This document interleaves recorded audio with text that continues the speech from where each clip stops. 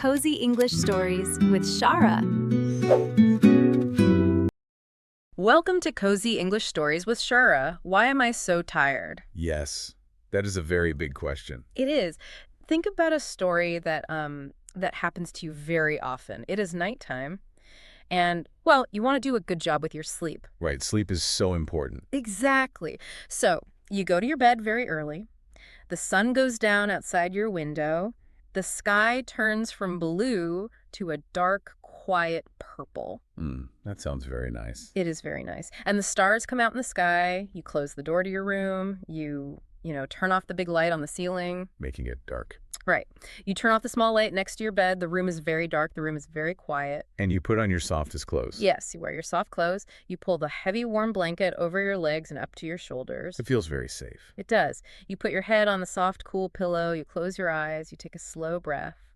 And you fall asleep. A very peaceful picture. It is. You sleep for 1 hour. You sleep for 2 hours. You sleep for 3 hours. The house is completely still. Just resting. Yes.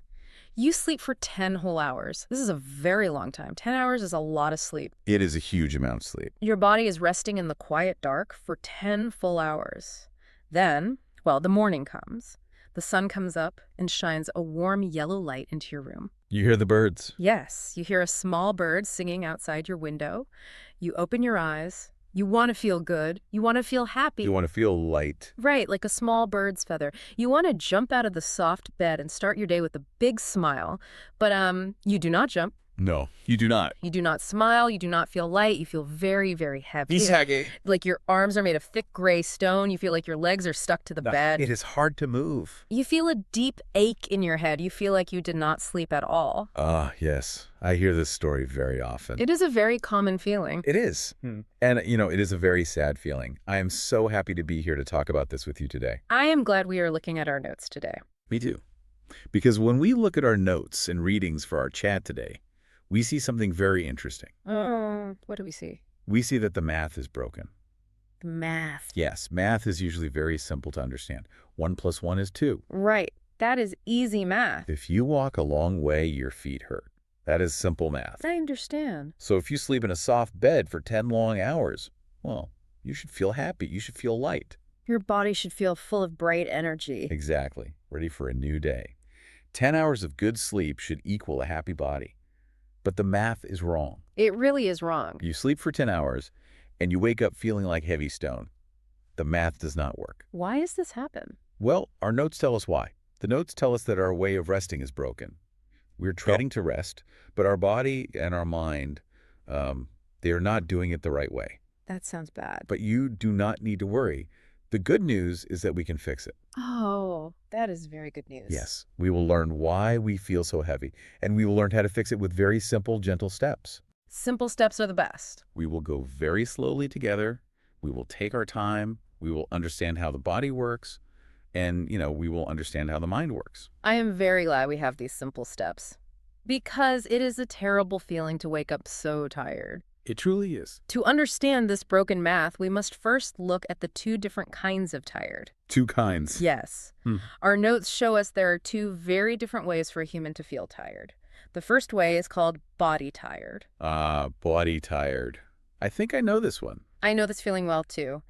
Think about a very busy day at your house. You are outside in the warm sun. Working in the garden. Yes, working in your garden. You dig in the dark brown dirt. You carry heavy bags of soil. Those bags are very heavy. They are. You carry the bags from the car to the garden. Your arms pull the weeds. Your legs bend up and down. You are moving a lot. You work for many hours. The sun shines on your back. You feel very hot. You sweat. Your body uses a huge amount of power. Exactly. This power is real. You can feel it leave your arms and legs. At the end of the day, well, your muscles are very tired. Your feet hurt a little bit. Right. Your hands are dirty and tired. But this is a good tired. Yes, a happy tired. You finish your hard work, you go inside your house, you wash your hands with warm water and sweet soap. That feels nice. You walk into your living room, you sit down on your soft sofa, you put your tired feet up on a small chair. And maybe drink some water. Yes. You drink a tall glass of very cold water. You feel so happy. You sit on the sofa, and your body begins to heal. Your muscles rest. The small pains go away. The tired feeling slowly leaves your arms. This is simple math. You work your body hard, You rest your body on the sofa and you feel better. Yes. That is a beautiful picture. It is. Body tired is very easy to understand. The body uses power, and then, the body needs to be still to get the power back. But there is a second kind of tired. Yes, there is. This is the tired that brings us here today. The notes call this heart tired or mind tired. Heart tired. That sounds very different. It is very different. This tired does not feel good at all. It is a heavy, dark, sick feeling inside your chest. Oh, wow. Let us think about a day where you do not work in the garden. You do not carry heavy boxes. You do not wash the floor. You do not run in the park. Right. Maybe you just sit in a chair all day long. Mm. You sit at a desk. You look at a bright computer screen. You read words. You type on the keyboard. Exactly. Your body stays in the same chair for 8 hours. You do not move your arms or your legs very much. Not at all. But at the end of the day, you stand up from the chair and, well, you feel like you cannot walk. You feel like you are carrying a huge, heavy rock on your back. Yes. You walk to your soft sofa. You sit down, but you do not feel happy. You do not feel proud of your work. No. You just feel sick and very, very tired. Yes, I know that feeling too. It feels like my body is crying, even though my body did nothing hard. It is a strange feeling. Why do we feel this heart tired? Why does our body feel so heavy and broken when we did not even move? Well, to understand this dark, heavy feeling, we can look at a very simple story. It is a picture we see every day. Okay, I am listening. Think about a smartphone. We all have a smartphone. It is a small machine made of glass and metal. Yes, we all have one. Think about your phone at night. You look at the small picture of the battery on the screen. The battery is very low. The color is red. Yes, it says 5%. You need to give the phone power so you can use it tomorrow. So you take the long white wire. Exactly. You plug one end of the wire into the wall. You plug the other end of the wire into the bottom of the phone. You hear a small sound. The phone is getting power. Then the bright screen goes black. The light turns off. You put the phone down on the wooden table next to your bed. You look at the phone. It is very quiet.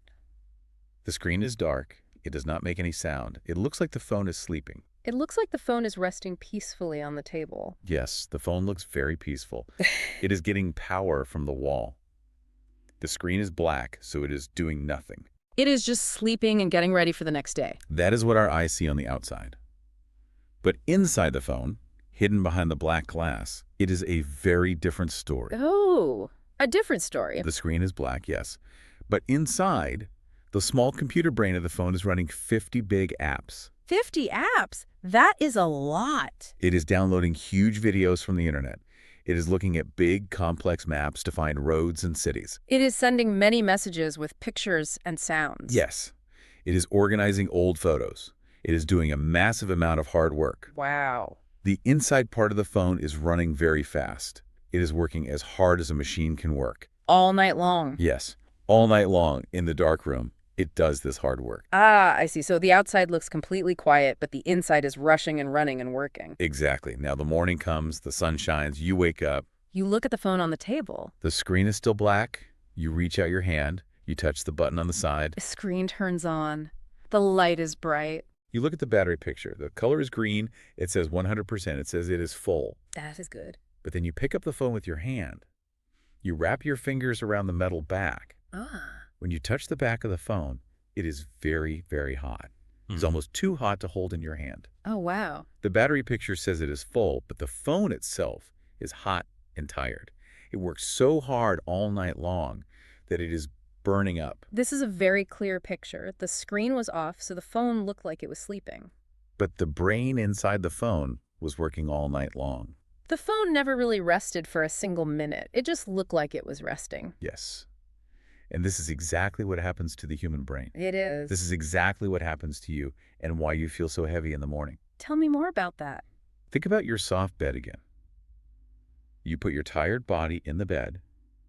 Your body resting on the mattress is like the phone plugged into the wall. Okay, I see that. You close your eyes. Your closed eyes are like the black screen. The room is quiet. It looks like you are resting. If your friend looks at you, your friend thinks you are sleeping deeply. Exactly. Mm-hmm. But inside your head, behind your closed eyes, your brain is running 50 big apps. Like the phone. Yes. But these are not map apps to find roads. These are not video apps with funny music. These are worry apps. Worry apps. That sounds heavy. Your brain is thinking about many things. Yeah. Your brain is thinking about a conversation you had 3 days ago. Your brain is thinking about a bill you must pay next week. Yes. Your brain is working very, very hard all night long.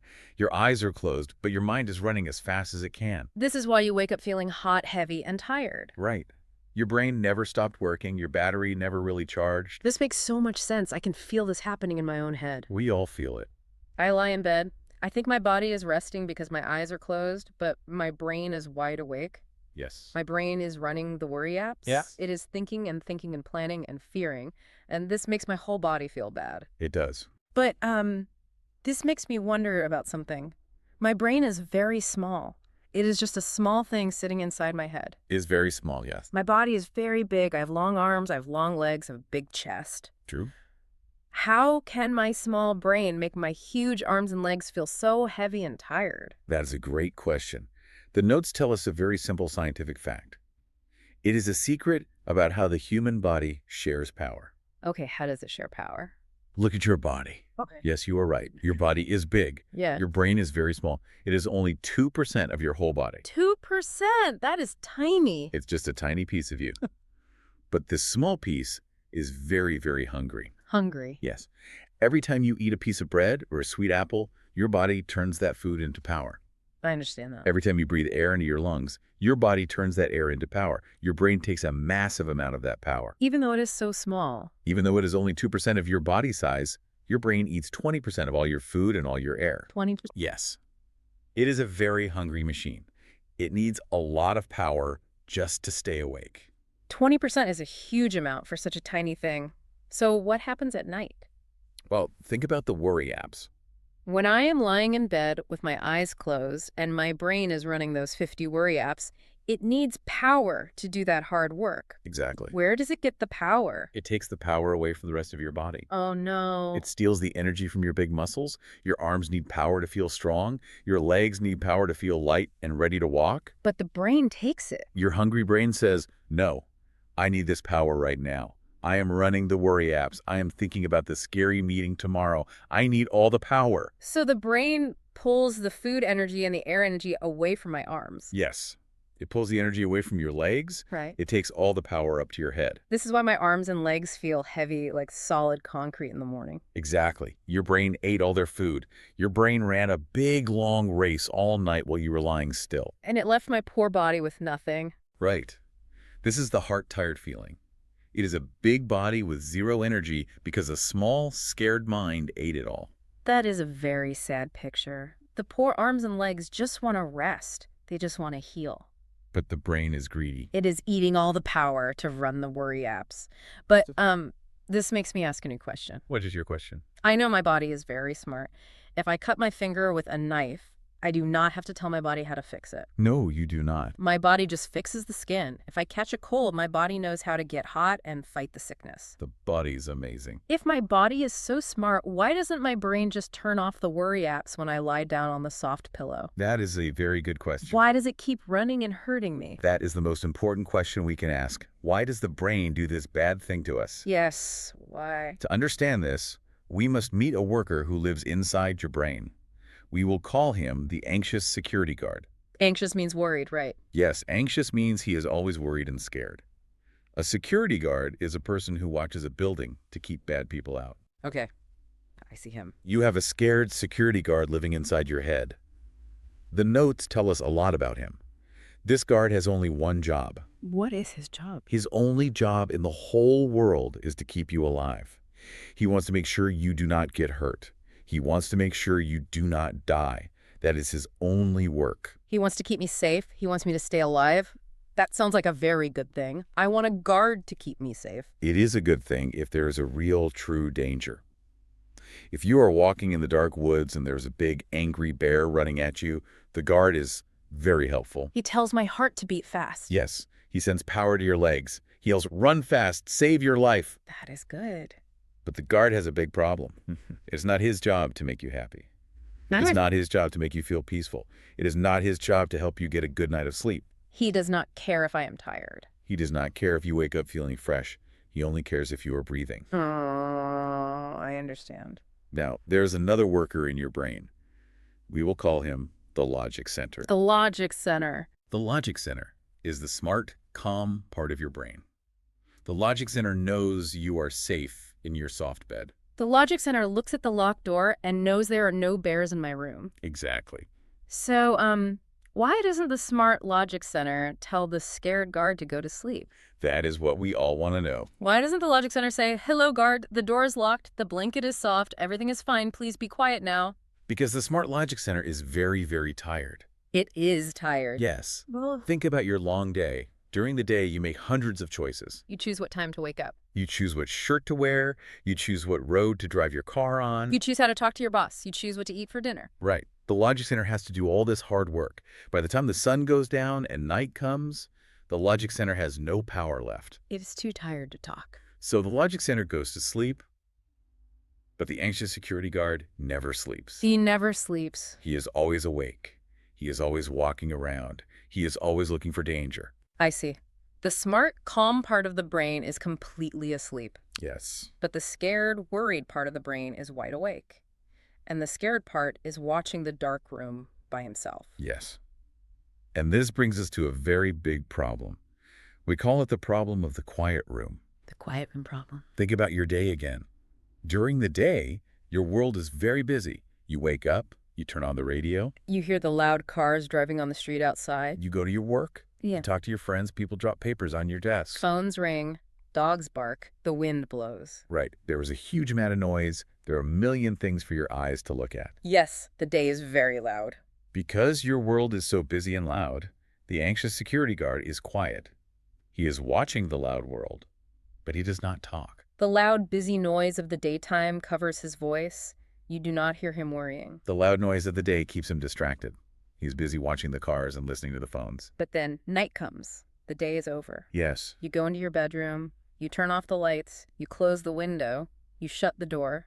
The noise drops from very loud down to zero. The room is completely, totally quiet. The room is very, very quiet. Yeah. And because it is so completely quiet, the scared security guard gets nervous. He gets nervous in the quiet. He's alone. The smart part of the brain is sleeping. So the guard picks up a big megaphone. A megaphone, that is a large cone you hold to your mouth. It makes your voice very, very loud. Yes.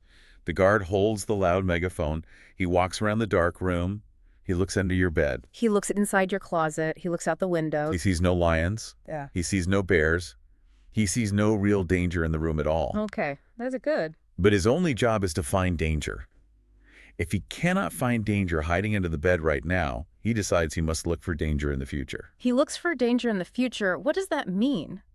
How can he look at the future? He uses his loud megaphone to yell at you about tomorrow. Yell about tomorrow.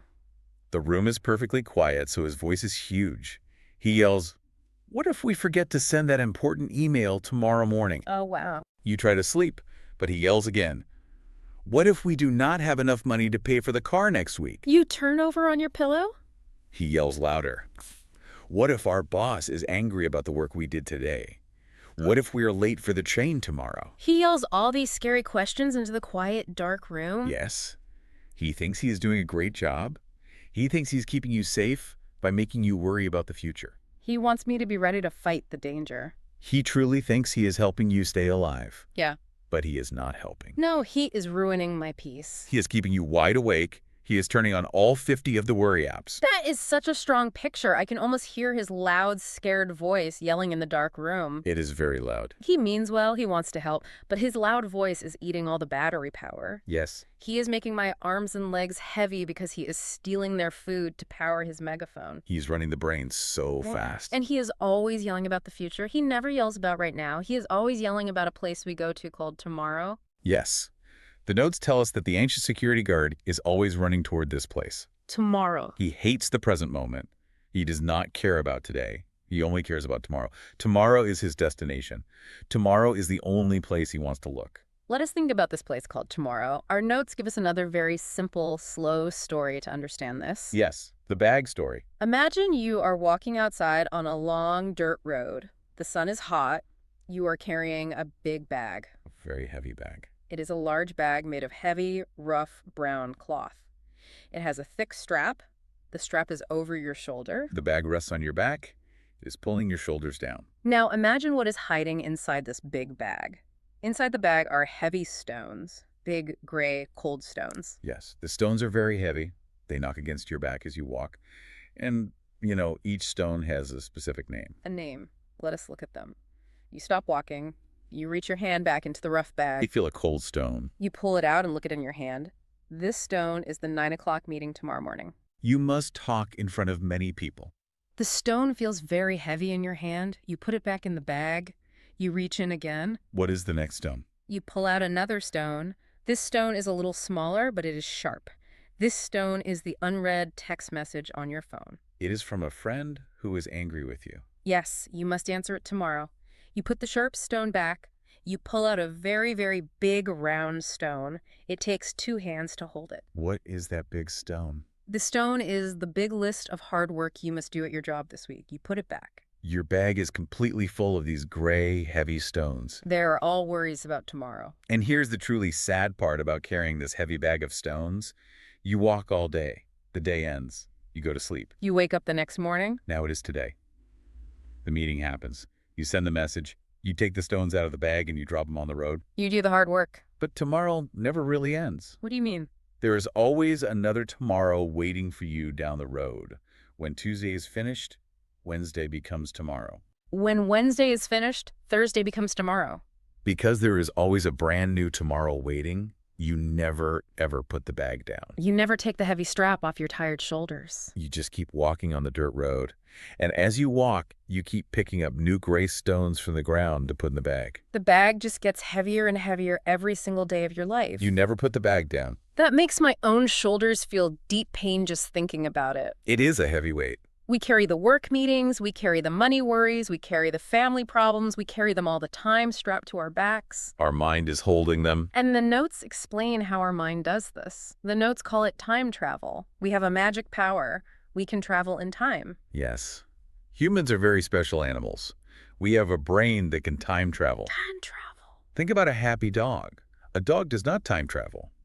A dog sitting in the sun only thinks about the sun right now. A bird sitting in a tree only thinks about the tree right now. But a human being is different. A human can sit in a chair, close their eyes, and travel in their mind far into the future. This sounds like a wonderful magic power. It sounds fun. But very often it is a bad power.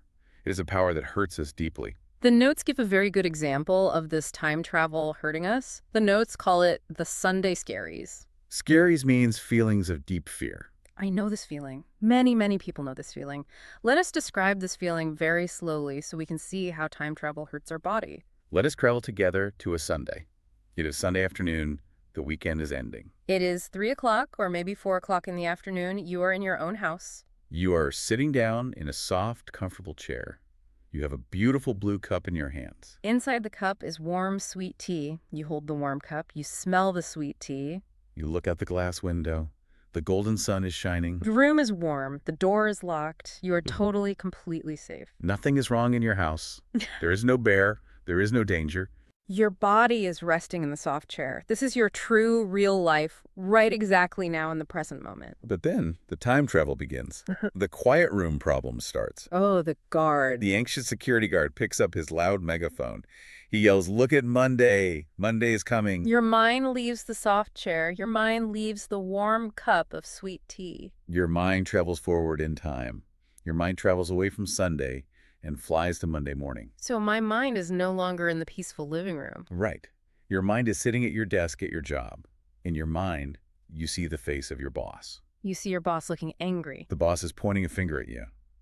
In your mind, you're having a loud fight with your boss. You are trying to explain why the work is late. You are talking fast. You feel terrible. Your mind is fighting a big, scary war. But, I must stop and think about this. The fight is not real. The boss is not in my living room. No, the boss is not there. The fight is only pretend. It is only a movie playing inside my head on a sunny Sunday afternoon. But the notes tell us a very surprising, very important fact. What fact? The body does not know the difference between a real fight and a pretend movie. Body does not know. That is the big secret of the human machine. The body is very simple. The body listens to the brain. The body completely believes the brain. So the body believes the pretend movie. The body does not know if a fight is real. The body does not know if a fight is a pretend movie. Wow. If the brain says, "Warning," We're having a terrible fight with the boss. The body says, okay, I hear you. I will get ready to fight and run. So what happens to your poor body sitting on the soft chair? What do you feel? The warm tea does not feel good anymore. I put the blue cup down. My heart starts to beat very, very fast in my chest. Boom, boom, boom. It feels like a drum. My breathing changes. I do not take slow breaths. My breath gets short and fast, up high in my chest. Your stomach starts to hurt. My stomach feels tight, like a hard knot. I feel a little sick. My hands and feet might feel cold. Your shoulders pull up tight next to your ears. I am sitting in a soft chair in a sunny room, but my physical body is fighting a dangerous war. Exactly. And because your body thinks it is fighting a war, you are burning a massive amount of energy. Burning energy. You are using up all the food in the air. Yeah. You are draining your battery fast. You get very, very tired. You get exhausted from a Monday that has not even happened yet. Yes, Yeah. Monday is still many hours away, but you have already used all your body's energy fighting it in your head. So when the real Monday morning finally comes, you have zero energy left to give. Your battery is empty before you even wake up. You carried the heavy bag of gray stones all Sunday afternoon. This time travel is why we feel the heart-tired sickness. We choose to live in a scary, pretend future instead of living in a safe, warm today. We spend our precious rest time fighting a pretend tomorrow. No wonder we are so very tired. We are fighting ghosts. Yes, ghosts. But tomorrow is not the only thing that makes us tired. Our notes talk about another big thing that eats our battery power. What is that? It is not just the work and the emails and the money. It is the people. It is the other human beings in our world. Ah, yes. Other people take a massive amount of energy. The notes give us a new name for this. New name. We talked about the phone battery. Now the notes tell us we have a social battery. A social battery. Social means being with other people. Yes. This is the special energy you use to talk, smile, and be around friends, family, and workers. Tell us deeply about this social battery. Why does talking to a good friend or a person at work make us so tired? It seems easy, doesn't it? It seems like it should be very easy to just stand and talk. Talking looks very easy on the outside, but inside, it is very hard work for the hungry brain. Really? When you are standing with another person, your brain is always guessing. The brain never, ever stops guessing. Guessing what? You look at the person's face, Yeah. you look at their eyes, your brain works hard to read them. Your brain asks, are they happy right now? Are they sad? Are they angry with me? You look at how they stand. Are their arms crossed? You listen to the sound of their voice. Is it loud? Is it quiet?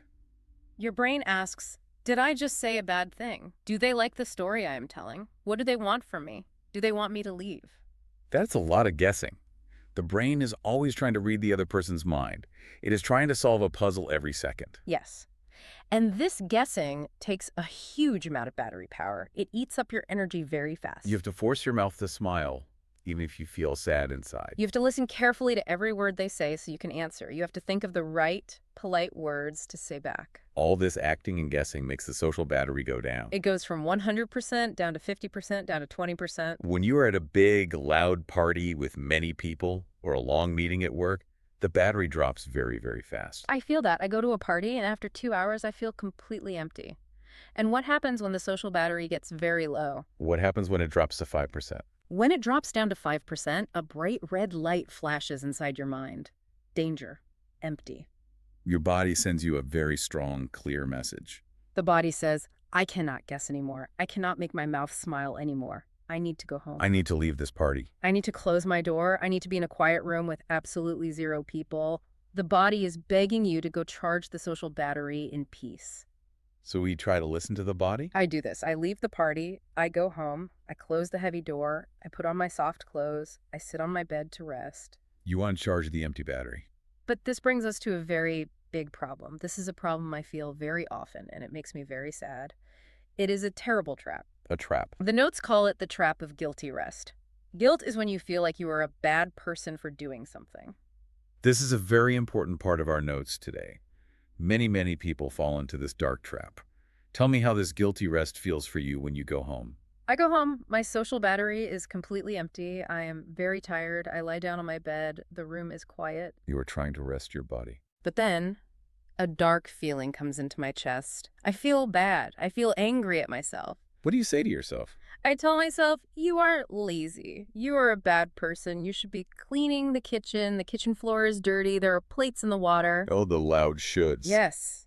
You should be working on your computer to finish the job. You should call your mother on the phone. You should go out and help your friends. I hear so much heavy guilt. My body is lying flat on the bed, but my mind is yelling at me, angry at me for resting. Am I really resting when I do this? No. You are not resting at all. I am not. You are doing the exact opposite of resting. You are actually hurting yourself more. You are breaking the machine. Oh. The notes give us a very good, simple story to understand this guilty rest. It is a story about a car. I love when my mind feels like a clear picture. Let us hear the car story slowly. Imagine you walk outside. You sit down inside a metal car. You turn the key. The engine starts. The car is running. Okay, the car is on. But you take the stick and you put the car in neutral. Neutral is the special gear that does not let the wheels move. Okay. When a car is in neutral, the engine is on, but the wheels are locked.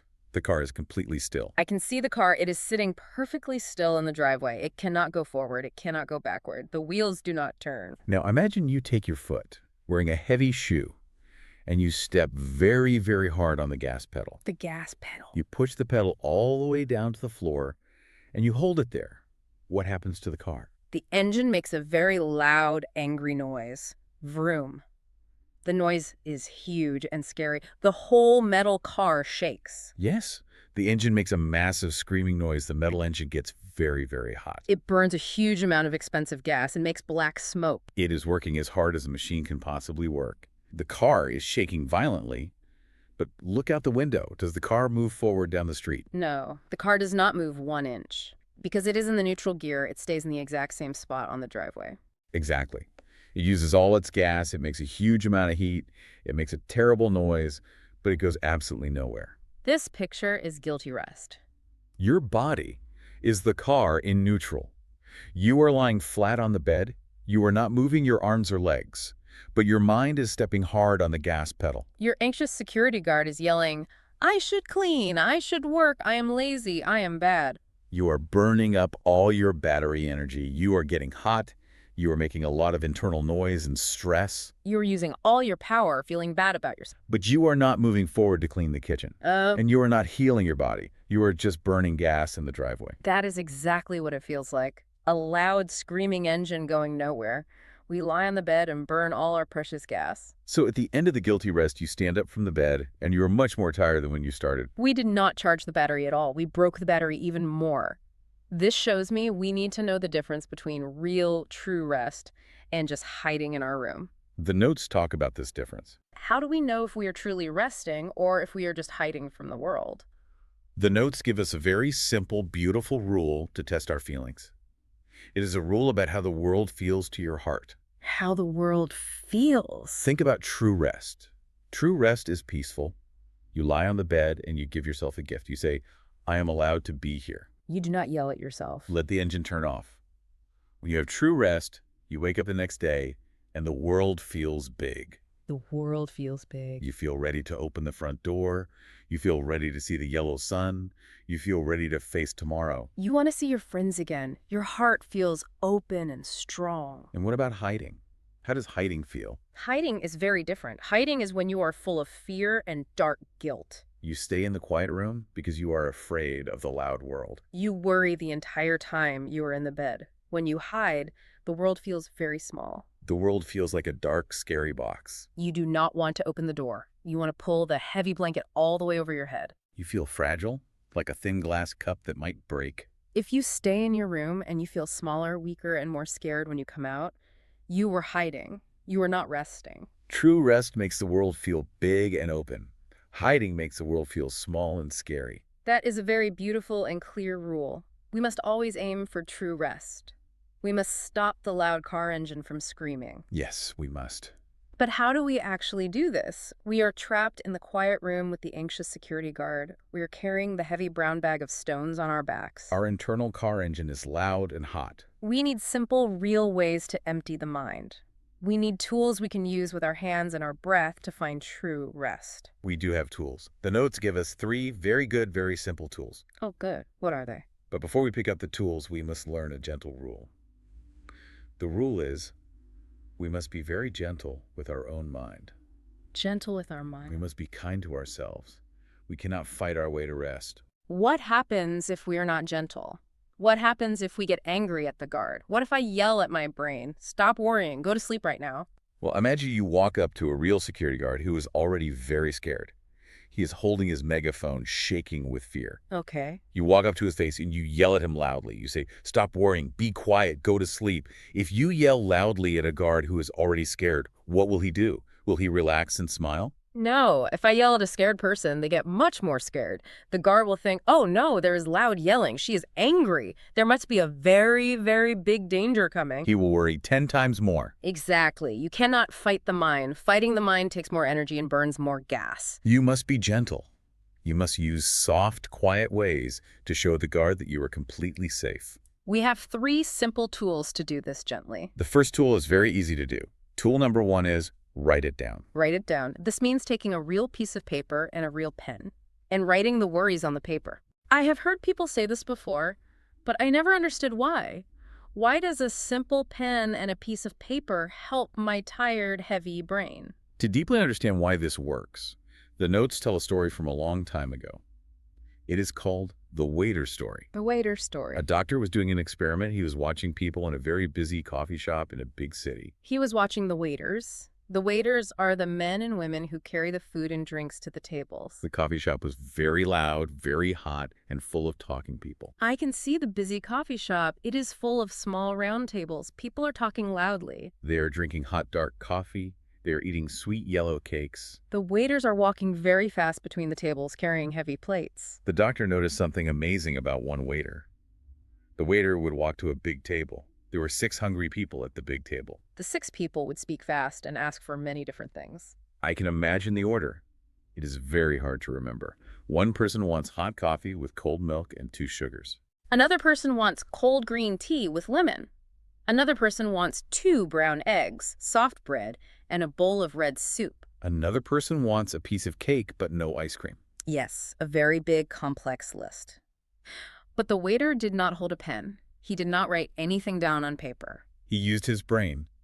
He stood there and remembered the whole huge list of food perfectly. He walked into the loud kitchen. He spoke to the cook. He brought the exact right food to every single person at the table. He made 0 mistakes. His memory was absolutely perfect. That is very smart. The waiter must have a very strong, powerful brain to hold all those open thoughts. Yes, he did.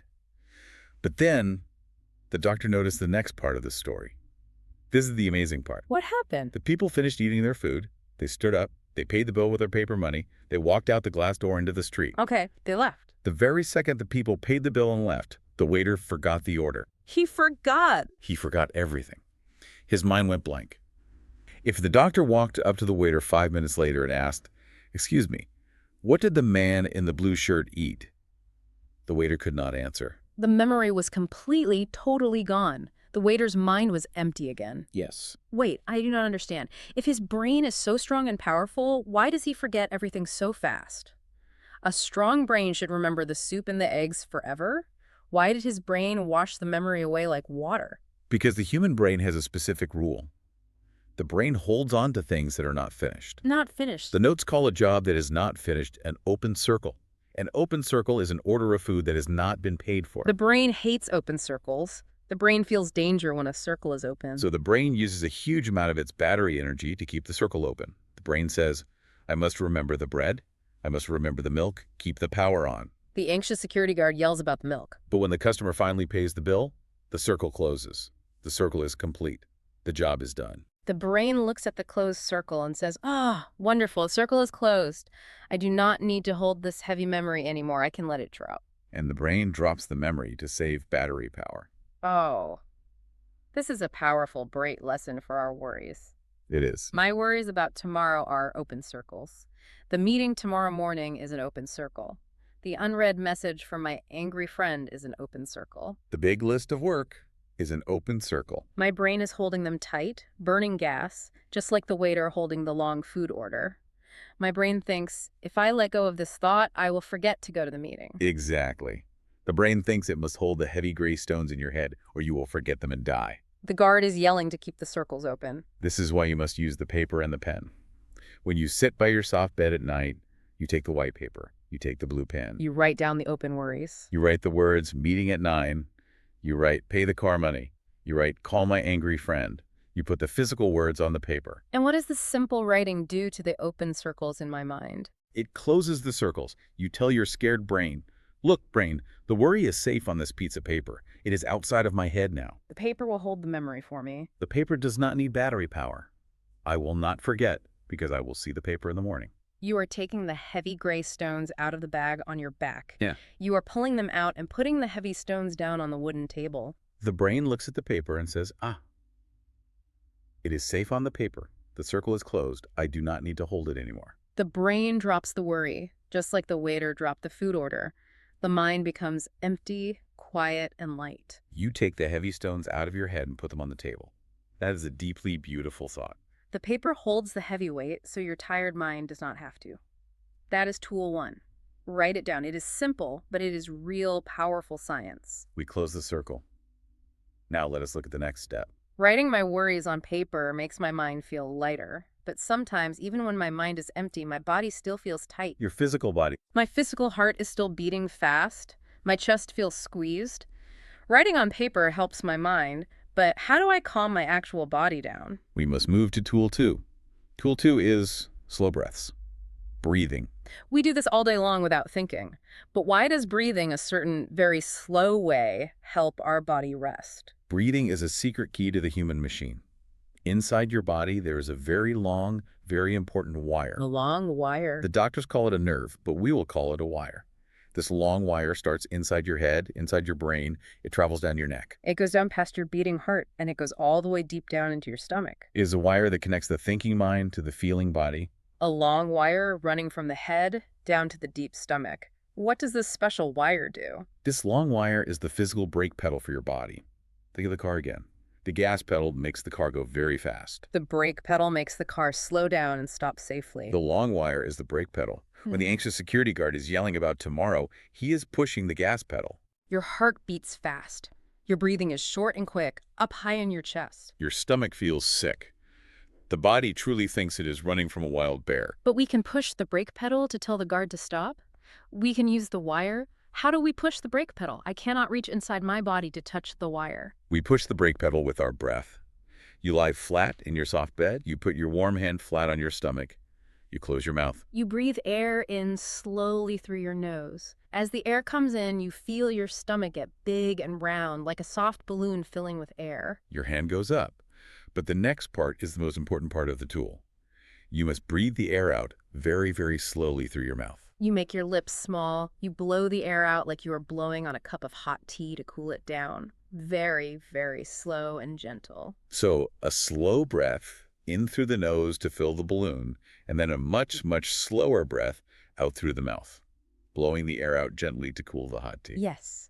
When you breathe out very, very slowly, you physically push the long wire. The movement of your slow stomach pushes the brake pedal. The body sends a strong, clear message traveling up the wire to the brain. The body says to the anxious security guard, "Hello, guard. Look at us. We are breathing very, very slowly." Our stomach is soft. Human beings do not breathe this slowly if they are running from a dangerous bear. If there was a bear, we would be breathing fast. Therefore, we must be completely safe. There is no danger here in this soft bed. Please stop yelling. That is amazing. Yeah. We use the slow movement of the physical body to talk to the scared brain. We prove to the guard that we are safe. Because we are breathing so slowly, he has to believe us. The evidence is real. Exactly. He believes the body. He looks around, sees no bear, and feels the slow breath. He puts down his loud megaphone. He stops yelling. The heart slows its beating. The blood pressure goes down. The mind stops time traveling to a pretend Monday. It comes back to the warm, quiet, present moment. You feel safe. You can finally rest. That is tool 2. Slow breaths to push the brake pedal on the long wire. But I must ask a question. I must push back a little bit on this idea. Okay, ask your question. I tried to do these things. I write my worries on the paper to close the circle. I put my hand on my stomach and take my slow breaths to push the brake pedal. Yes.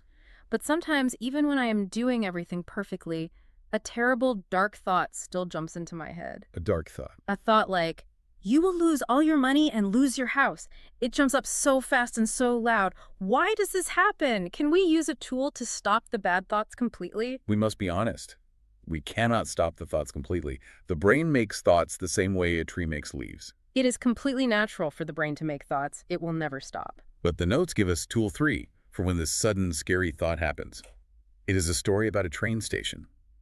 Tool 3 is called the passing trains. We will learn to look at the thought and say, I see you. Tell us the story about the train station. I want to build this picture. I am standing at a train station. Imagine you are standing on the platform at a big outdoor train station. You're standing on gray stone. The air is cool. It is quiet. You are standing completely still. Suddenly, you hear a huge noise. A very loud, fast, heavy metal train comes rushing down the tracks. It makes a big noise. Choo-choo. The metal wheels scream, the wind blows hard. This loud train is a sudden, bad thought. The train is the thought, I will lose my job and have no money. You have 3 choices when this loud train arrives at your station. Yeah. You have 2 very bad choices and 1 very good choice. What are the 2 bad choices? What do people usually do when the bad thought comes? The first bad choice is to jump onto the train. The train stops, the metal doors open, you walk inside the train, the door is closed. Train takes you away. You ride the train to tomorrow. You sit on the train and start thinking, if I lose my job, I will have no money. If I have no money, I cannot buy food. If I cannot buy food, my family will be hungry. If they are hungry, they will hate me. You ride the bad thought for miles and miles into the dark. You travel far away from your safe, warm bed. This burns all your gas. This Yeah. makes you very, very tired. Yes, I know that train. I ride that train very often. I get on, and it goes to a very dark, sad place. It takes hours to get back. What is the second bad choice we make? The second bad choice is to fight the train. The train comes. You jump down off the platform onto the metal tracks. You stand in front of the massive train, you put your small hands up, you try to push the heavy metal train backward. You say, no, I will not think this thought. Go away, a thought. Stop. I hate you. That sounds completely silly. You cannot push a real train with your hands. It is too big. It is impossible. Fighting a thought is impossible. It is like trying to push a giant ball full of air deep under the water in a pool. You push the big ball deep under the water. It is very hard work. Your arms get tired. They shake. And what happens when your tired hands slip off the wet ball? The ball jumps back up to the top of the water very fast. It jumps out of the water. It splashes cold water everywhere. It hits me right in the face. Yes. If you fight the thought, if you push it down, it just jumps back up and hits you harder in the face. And remember the guard. The security guard watches you fighting the train. He thinks, oh my, she is fighting so hard. This thought must be a real dangerous monster. So he yells louder, do not jump on the train and never fight the train. What is the good choice then? What do I do when the big loud train full of worry comes rushing into my quiet station? You do absolutely nothing. You stay on the stone platform. You stand perfectly still. You look at the train. You do not get mad. You use our gentle rule. You speak soft words to the thought. You look at the loud train and you say, I see you. You give the train a gentle label. You say, I see you, loud worry about money. Yeah. Or, I see you, dark fear of tomorrow. You just look at it and name it. I just stand still and say, I see you worry. I do not get angry at it. I do not agree with it. I do not get on. I just see it with my eyes. Exactly. You do not fight it. You do not ride it. Because you do not get on, the train will just sit there for a minute. The engine will make noise. The doors will open. No one gets on. The doors will close. And then the train will drive away. It will move slowly down the tracks and leave the station completely. It will go away all on its own. Because you are the station. You are not the train. You are the quiet ground. The loud trains come and the loud trains go, but the station always stays still and peaceful. I am the station. I am not the train. Yep. That is a very comforting, warm thought. I can just let the heavy thoughts roll by. I do not have to go on a dark trip with them. These 3 tools are very strong. We write it down on paper to put the heavy stones on the table and close the circles. We take slow breaths to push the long wire and step on the brake pedal. We step back from the passing trains and say, I see you. These are wonderful tools we use inside our own heads.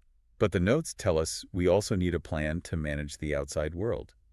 We need to build gentle walls to protect our quiet peace from other people. Yes, we must manage other people. Earlier, we talked about the social battery. We talked about how guessing what other people feel eats all our power. Other people can take our energy without knowing it. We must build a soft, gentle wall around our rest time. We call this building boundaries. A boundary is a line that keeps your energy safe. And the absolute best way to build a strong, soft wall is by speaking honest words. Simple, true words. How do we speak honest words to build a wall? Let us use a real story. Let us say my good friend calls me on the phone. It is nighttime. She wants me to come to a loud restaurant for dinner, but my social battery is at 5%. The red light is flashing in my head. I know I need true rest. What do I say to her on the phone? The notes tell us to use simple, plain, true words.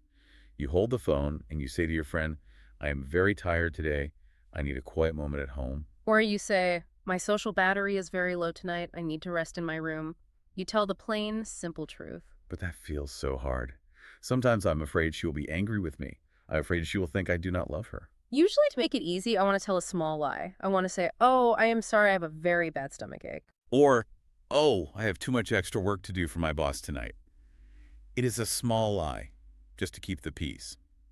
Why shouldn't I tell a small lie to protect her feelings? Because lying is very, very hard work for your brain.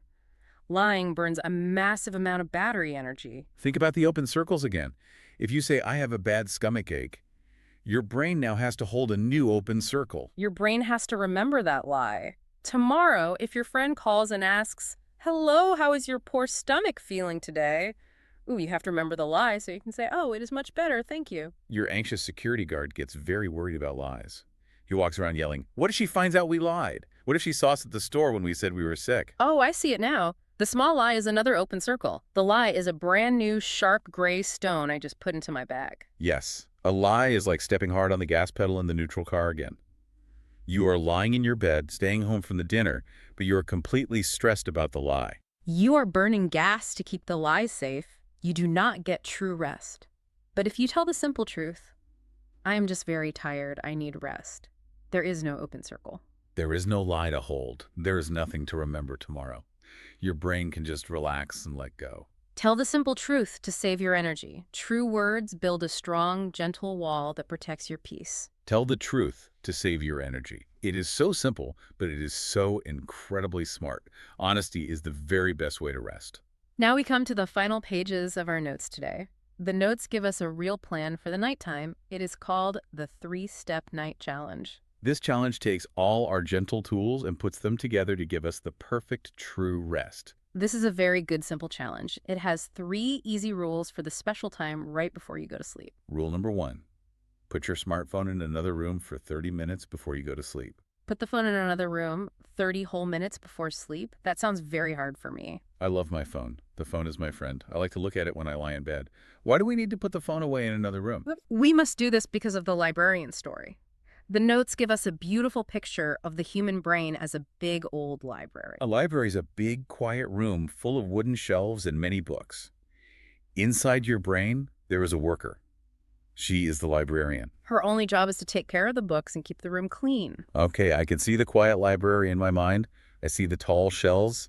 I see the busy librarian sitting at her wooden desk. All day long, you are awake in the world. You see new things. You learn new facts. You feel new feelings. Every new thing you see is a brand new book. People walk into the library all day long. They drop books on the librarian's front desk. Here's a book about an email you read. Here's a book about a sad news story. Here's a book about a funny dog you saw on the street. The books pile up higher and higher in a huge mountain on the desk. The poor librarian is getting very far behind. She has a giant mountain of books to put away. At night, the heavy doors of the library finally close.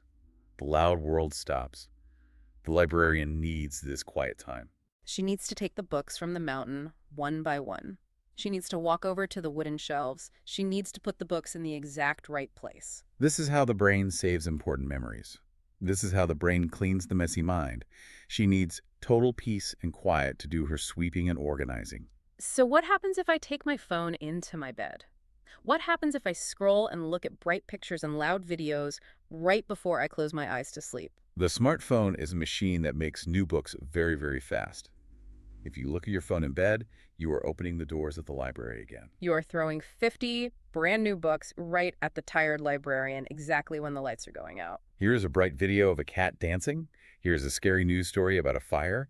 Here is an angry message from a stranger. Oh, the poor librarian. She cannot do her cleaning work. She is buried under a mountain of new loud books. Exactly. She cannot clean the library. The brain stays messy and dirty. The brain has to stay awake to process all the new books you just threw at her. This is why you must put the phone in another room.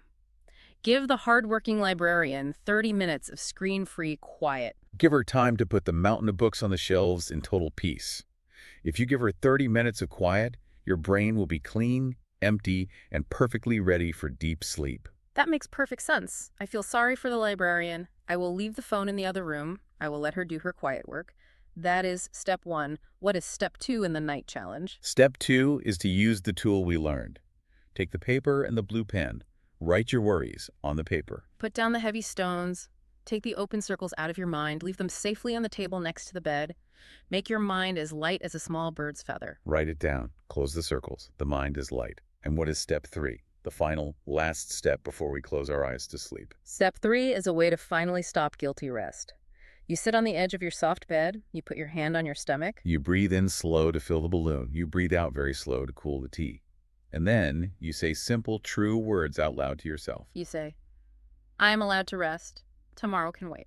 Let me say it slowly right now. I'm allowed to rest. Tomorrow can wait. It feels like warm water just to hear my own voice say it. When you say it out loud in the quiet room, your own ears hear the words. Your own brain hears the words. You are officially telling the anxious security guard that his job is done for the day and it is safe to stand down. You are telling your own heart that you are not a bad, lazy person for resting. You break the loud, angry cycle of guilt. You turn off the screaming car engine. You give yourself a beautiful gift, the gift of true, deep rest. We have been on a very beautiful, gentle journey today. We looked at our notes so slowly. We learned why we wake up feeling heavy like gray stone. We learned about the 50 hidden worry apps running hot in our mind at night. We learned about the small, hungry brain eating all our body's power. We met the anxious security guard pacing in the quiet room with his loud megaphone. We looked deep inside the heavy brown bag of stones called tomorrow. We saw how time travel to a pretend Monday fight can make our real heart race and our real stomach hurt. We talked about the draining social battery and how guessing other people's faces eats our power. We saw the metal car stuck in neutral, the engine roaring loud with guilt but going nowhere. And we learned to use the simple tools. We write the worries down to help the waiter close the circle. We cool the tea with slow breaths to push the long wire and step on the brake. We step back on the stone platform and watch the loud trains roll by saying, I see you. We build gentle walls with true, honest words.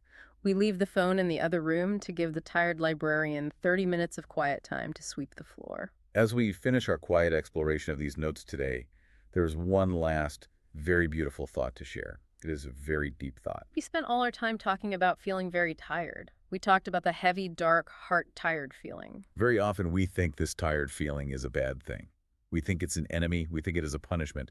We get very angry at our own bodies for feeling this way. Yes, I feel that. I hate the tired feeling. I want to fight it. I get angry that I am too tired to work. But the notes ask us to think in a completely different way. What if feeling so deeply tired is not a punishment at all? What if it is a gentle, loving invitation? An invitation? An invitation to do what? It is an invitation to stop the noise. Your body feels so tired because the outside world is simply too loud and too fast. The heavy body is begging you to stop. It is a clear sign. It is a sign that you must stop running down the dirt road. You must put down the heavy brown bag. You must stop guessing what other people think. The deep exhaustion is just your own body saying, please, find the quiet, find the still, safe space inside you. If you listen to the tired feeling gently, it will lead you to peace. The tired feeling is not an enemy to fight. It is a good friend knocking on the door, asking you to finally come home to yourself. That is a very warm and gentle way to look at it. The tired body is a friend asking us to come home. It is an invitation to peace. Thank you for walking slowly through these beautiful notes with me today. We have learned so much. Now, I want to speak directly to you, our listener. You who are listening to my voice right now, I know you work very, very hard. I know you take care of many people in your life. You take care of your family. You take care of your friends. you do hard work at your job. You are always giving your battery power away to help others. But you must remember to take care of yourself first. You cannot help your family or your friends if you have absolutely no energy left. You must be kind to your mind. You must be gentle to your body. Give your librarian her quiet time tonight. Put down the heavy bag of gray stones. And please remember this final true thought from our notes today. You cannot pour from an empty cup. Fill your cup first. Rest first.